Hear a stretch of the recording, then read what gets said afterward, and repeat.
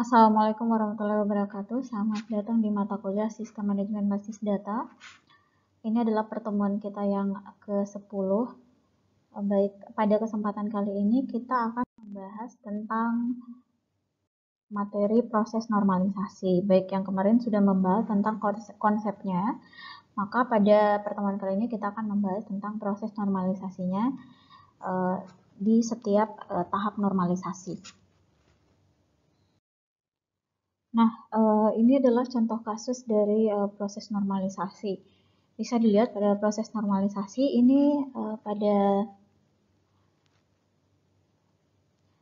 tabel ini adalah bentuk tidak normal. Bentuk yang belum normal ini adalah masih berupa file mentah yang diambil dari lapangan. Baik, ini bentuk tidak normal itu yang pertama, bentuk ini merupakan kumpulan data yang direkam, tidak ada keharusan mengikuti suatu format. Datanya bisa menjadi tidak lengkap, bahkan akan ada yang terduplikasi. Ini adalah bentuk tidak normal. Dan bentuk tidak normal ini hanya berada misalnya dalam bentuk file diketikkan ke Excel ataupun dalam bentuk tulisan yang ditulis di buku atau di kwitansi dan sebagainya. Ini adalah bentuk-bentuk yang tidak normal. Ketika masuk kepada bentuk normalisasi, bentuk normal pertama inilah yang sudah menggunakan aturan-aturan menggunakan kode SQL. Baik, sekarang berdasarkan data yang di tabel tidak normal di slide sebelumnya, maka tabel ini dimasukkan ke dalam bentuk Excel seperti ini. Ini hanya benar-benar disalin ya dari data di tabel tadi, benar-benar disalin, dimasukkan ke dalam bentuk Excel. Ini adalah bentuk yang tidak normal. Selanjutnya, data ini akan dilakukan konversi ke dalam bentuk normal pertama. Nah, pertama, aturannya itu adalah menghilangkan pengulangan grup data pada tabel dengan cara mengisikan entry data paling tidak pada kolom primary key-nya. Oke, kita lanjut. Nah, bisa dilihat seperti ini ya. Oke.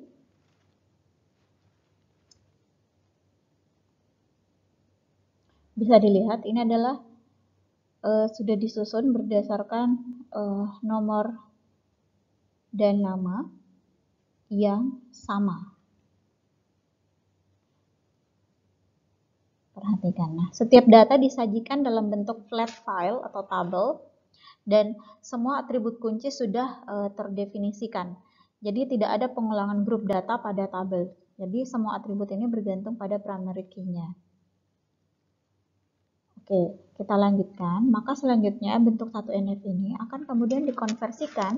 Kalau sudah seperti ini, apakah sudah normal? Tentu saja belum. Jadi kita lanjut kepada bentuk normalisasi yang kedua. Perhatikan. Selanjutnya melakukan proses konversi normalisasi bentuk kedua. Nah, tentukan kandidat key-nya dan atribut-atribut bukan kunci yang masih bergantung secara fungsional pada primary key-nya.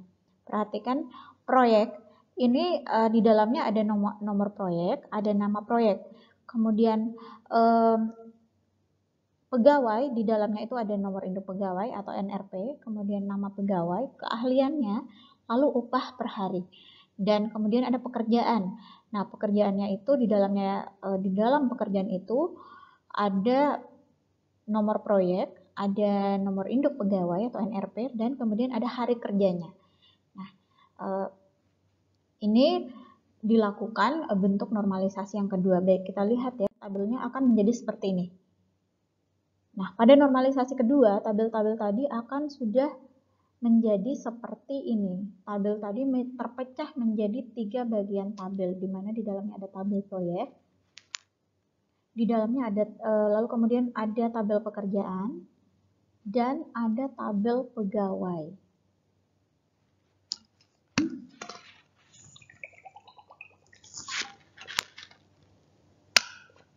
Mohon maaf, saya minum dulu ya.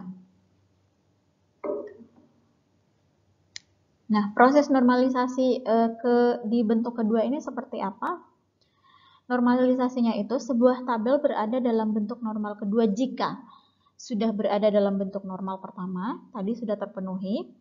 Lalu semua atribut bukan kunci memiliki dependensi. Dependensi ini ketergantungan ya. Semua atribut yang bukan kunci memiliki ketergantungan sepenuhnya terhadap primary key. Maksudnya seperti ini. Primary key-nya itu di dalam tabel pegawai ini adalah nomor induknya. Nomor induknya. Dan perhatikan, nama pegawai, keahlian pegawai, serta upah harian pegawai itu bergantung sepenuhnya terhadap nomor induk pegawai. Karena setiap pegawai memiliki NRP yang berbeda masing-masing. Jadi tidak mungkin Tantowi ini akan memiliki nomor induk pegawai yang sama dengan Surono.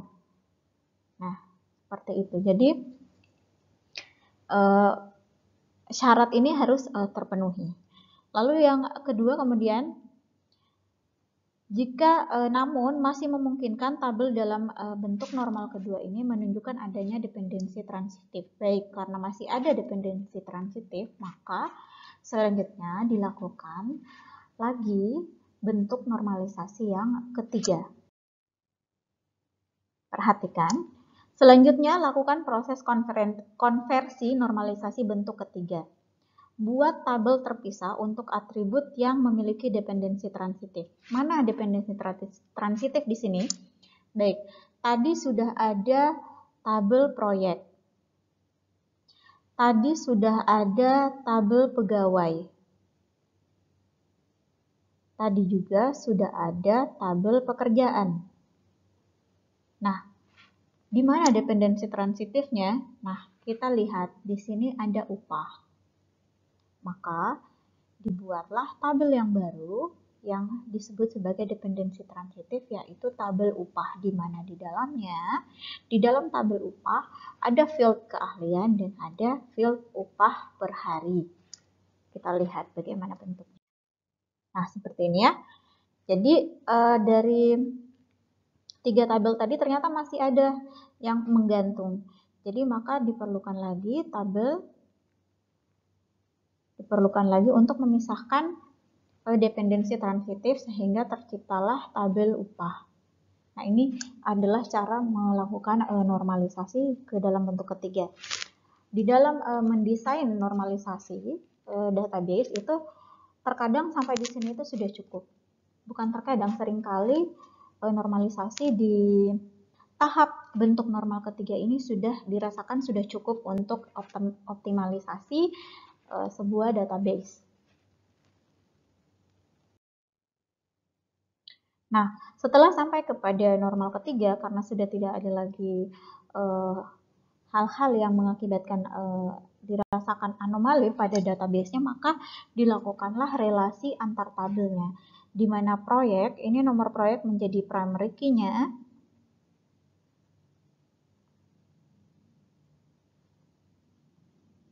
Baik, ini pada tabel proyek yang menjadi primary key adalah nomor proyek, pada pegawai yang menjadi primary key-nya adalah NRP atau nomor induknya, dan pada tabel upah yang menjadi primary key-nya itu adalah keahlian, dan pada pekerjaan.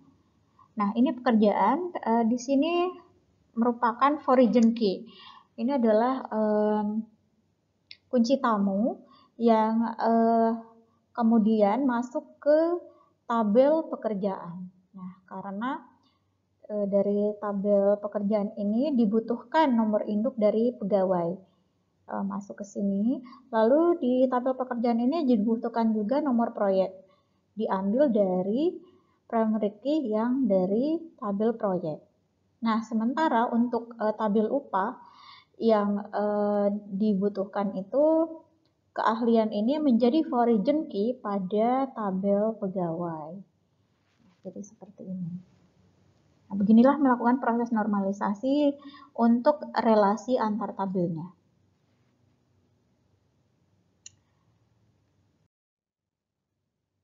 Nah, baik, sampai di sini ya untuk contoh dari kasus tahap normalisasi sampai ketiga. Nah, selanjutnya untuk sebagian besar sudah saya sebutkan, singgung juga sebelumnya, bahwa sebagian besar kasus normalisasi basis data itu proses normalisasi hanya dilakukan sampai bentuk ketiga.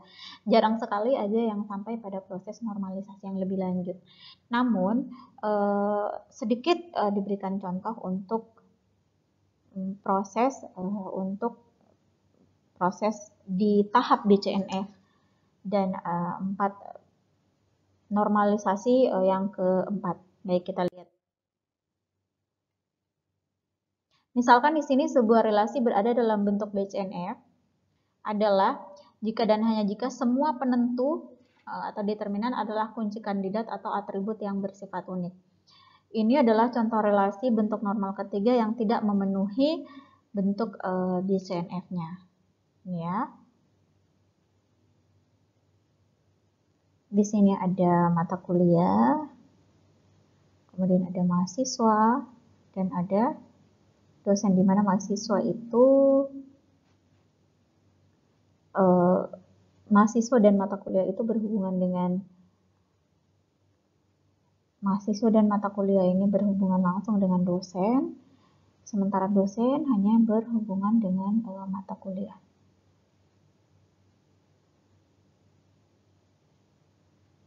Baik, selanjutnya bisa dilihat bentuk BCNF-nya itu, Boyce code-nya itu ke dalam bentuk ketiga tadi dikonversikan ke dalam bentuk BCNF. Nah, proses normalisasinya, cari semua determinan, lalu bila terdapat penentu yang bukan kunci kandidat, maka pisahkan relasi tersebut, lalu buat penentu tersebut sebagai primary key-nya.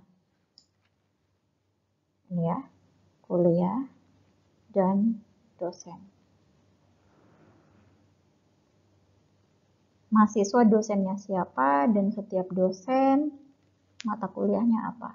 Nah, ini adalah bentuk dari proses BCNF, tahap BCNF. Baik, selanjutnya ini adalah contoh untuk bentuk normal keempat. Nah, suatu relasi berada dalam bentuk normal keempat jika telah melalui bentuk Boyce code-nya atau BCNF-nya, nah, dan tidak mengandung dua atribut atau lebih yang bernilai banyak. Nah, tabel ini berasal dari bentuk BCNF, bukan yang tadi ya, bukan tidak berhubungan. Contoh ini tidak berhubungan dengan tabel yang tadi. Tabel yang tadi itu sudah sampai kepada dari 3NF ke bentuk normal di tahap yang BCNF. Nah, untuk slide ini contoh dari bentuk BCNF ke bentuk 4, normalisasi keempat.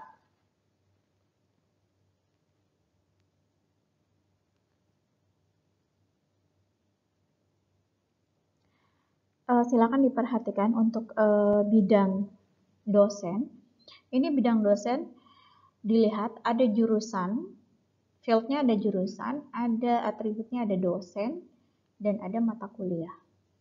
Nah, setiap jurusan ini memiliki dosen, dan setiap dosen memiliki mata kuliah yang berbeda-beda.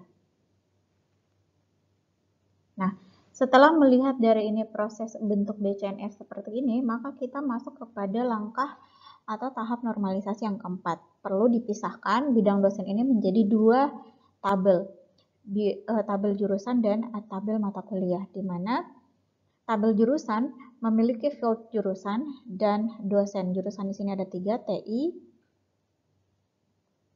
jurusannya 2, TI dan SI. Nah, dosennya itu ada 2 juga. Dan tabel mata kuliahnya ini juga memiliki field jurusan dan memiliki field mata kuliah. Nah, ini jarang sekali ditemukan dalam proses normalisasi, tetapi ini adalah contoh jika terjadi normalisasi bentuk sampai kepada bentuk normal yang keempat. Nah, ini adalah bentuk normal yang kelima. Nah, contoh lain untuk relasi bentuk normal kelima ini seperti ini. Nah, Ini juga tidak berhubungan dengan slide sebelumnya ya, ini khusus untuk contoh yang sampai kepada tahap normalisasi kelima. Nah, sudah sangat jelas saya rasa ya dari ininya, dari tabel ini bisa dilihat, ini tabel dealer, distributor, dan kendaraan. Ini secara dari tabel DDK ini. Jadi jika Anda mau mengimajinasikan dibentuk kasus yang sampai pada bentuk normal kelima ini, bisa jadi pada bentuk keempat ada tabel-tabel yang lain. Nah, jika berangkat menuju ke tabel kelima ini hanya tabel yang belum normal pada bentuk normal keempat. Nah, hanya tabel inilah yang maju melakukan proses lagi di langkah yang kelima.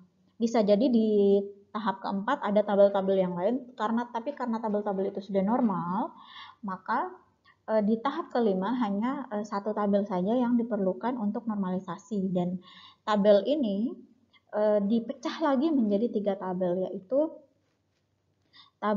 tabel dealer distributor, kemudian distributor kendaraan, dan tabel dealer kendaraan.